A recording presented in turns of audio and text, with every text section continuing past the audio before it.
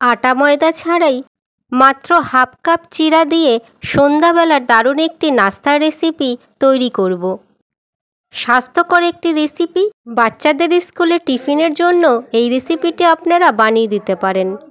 নমস্কার বন্ধুরা, নতুন আর একটা রেসিপিতে সকল বন্ধুদের স্বাগত। মাত্র হাফ কাপ চিড়া দিয়েই আজকে তৈরি করে দেখাবো সন্ধ্যাবেলার অসাধারণ একটি জলখাবার। আর ভিডিওটি স্কিপ না করে পুরো দেখার অনুরোধ রইল। তাহলে এবারে আমি মূল রেসিপিটি শুরু করছি। রেসিপির শুরুতেই প্রথমে একটা মিক্সিং জার নিয়েছি, আর এই জারের মধ্যে আমি দেব মেজারিং কাপের হাফ কাপ চিড়া, আর তারপরে দেব হাফ কাপ সুজি। যেই কাপ মেপে চিড়া দিয়েছি সেই কাপ মেপেই সুজি দিলাম। এবারে মিক্সিং জারের ঢাকনাটা বন্ধ করে পেস্ট করে নেব। চিড়া আর সুজি খুব সুন্দরভাবে মিহি পেস্ট হয়ে গেছে। আর এখন ওই চিড়া আর সুজি গুঁড়োটা একটা বোলের মধ্যে ঢেলে দিচ্ছি।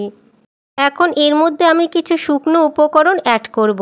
প্রথমে দেব 2 চামচ গুঁড়ো দুধ, তারপরে দিচ্ছি স্বাদ মতন নুন। এবারে আমি দেব হাফ চামচ চিনি।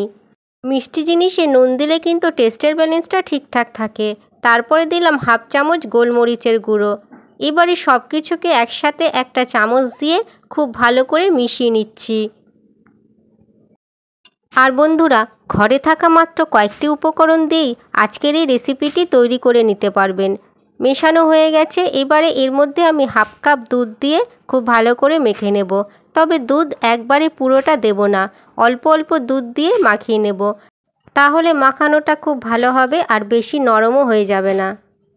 আর যেই কাপ মেপে সুজি চিড়া দিয়েছি সেই কাপ মেপে হাফ কাপ লিকুইড দুধ দিতে হবে। এবারে আরেকটু আমি দুধ দিয়ে দিচ্ছি। এইভাবে অল্প অল্প দুধ দিয়ে এই শুকনো উপকরণগুলোকে একসাথে মেখে নিচ্ছি।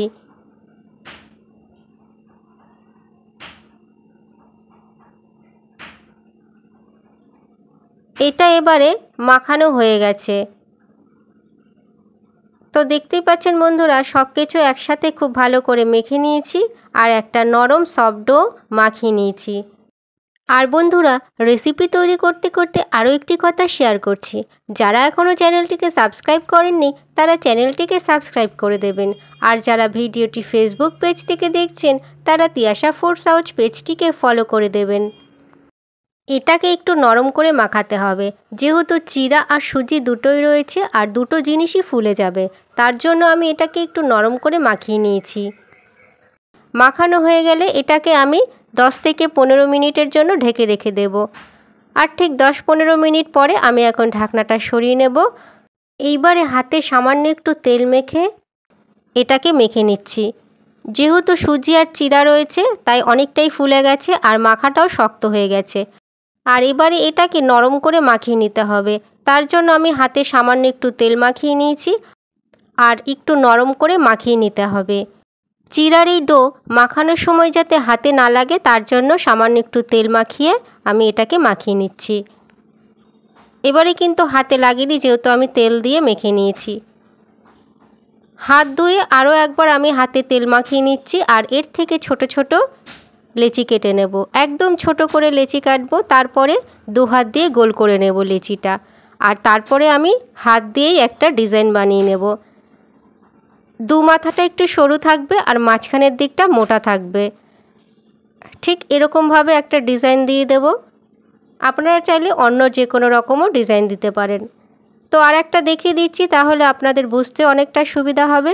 কিছুটা লেচি কেটে নিলাম, একদম ছোট্ট করে লেচি নিয়েছি। আর হাত দিয়ে আমি এরকম গোল করে নিলাম। তারপরে হাত দিয়েই একটু ডিজাইন দিয়ে দেব। 2 মাথাটা সরু আর মাঝখানটা মোটা থাকবে। ব্যাস হয়ে গেছে। এইভাবে আমি সবটুকু ডো ডিজাইন দিয়ে নেব।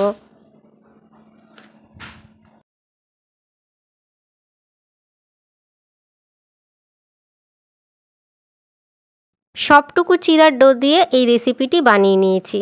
আর এবারে আমি এই রেসিপিগুলোর ওপরেও আর একটা ডিজাইন দিয়ে দেব। তার জন্য একটা ঝাঁঝরি হাতা নিয়েছি আর এই হাতার উপরে ঠিক এরকমভাবে আমি এটাকে ঘুরিয়ে দেব আর সুন্দর একটা ডিজাইন তৈরি হয়ে যাবে। তো দেখতেই পেলেন বন্ধুরা কত সুন্দরভাবে এই ডিজাইনটা তৈরি হয়ে গেল। এইভাবে আমি সব কটার মধ্যে ডিজাইন দিয়ে দিচ্ছি।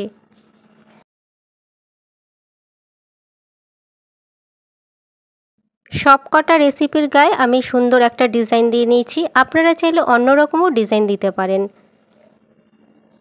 দেখতে কিন্তু বেশ দারুণ লাগছে। এরপরে আমি রেসিপির পরের স্টেপে চলে যাচ্ছি। ওভেনে একটা কড়াই বসিয়ে দিয়েছি, আর এই কড়াইয়ের মধ্যে প্রথমে দেব 2 বাটি জল।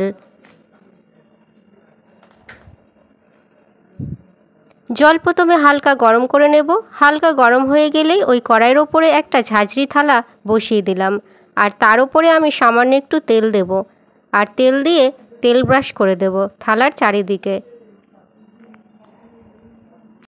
তেল ব্রাশ হয়ে গেলে এবারে যেই রেসিপিগুলো আমি বানিয়েছি সেইগুলো একটা একটা করে এই ঝাঁঝরি থালার ওপরে দিয়ে দেব। প্রায় 2 থেকে 3 মিনিটের মতন আমি এটাকে ভাপিয়ে নেব। তারপর একটা ঢাকনা দিয়ে ঢেকে দিলাম, আর 2 থেকে 3 মিনিট পরে এইবারে ঢাকনাটা আমি সরিয়ে নিচ্ছি।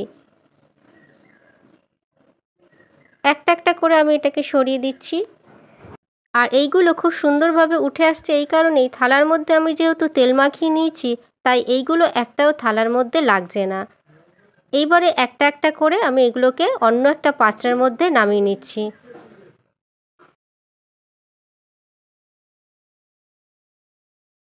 এইগুলো সব কটা নামানো হয়ে গেছে।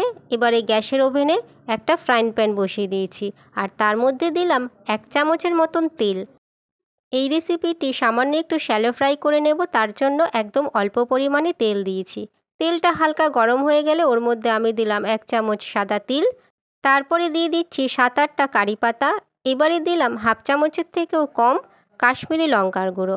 এই সব কিছুকে একসাথে মাত্র কয়েক সেকেন্ড সময় নিয়ে ভেজে নেব। তিল আর কারি পাতা ভাজা থেকে সুন্দর একটা গন্ধ বেরোবে।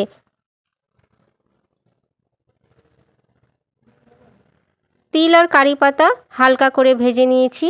এখন এর মধ্যে আমি এই রেসিপিগুলো একটা একটা করে দিয়ে দেব।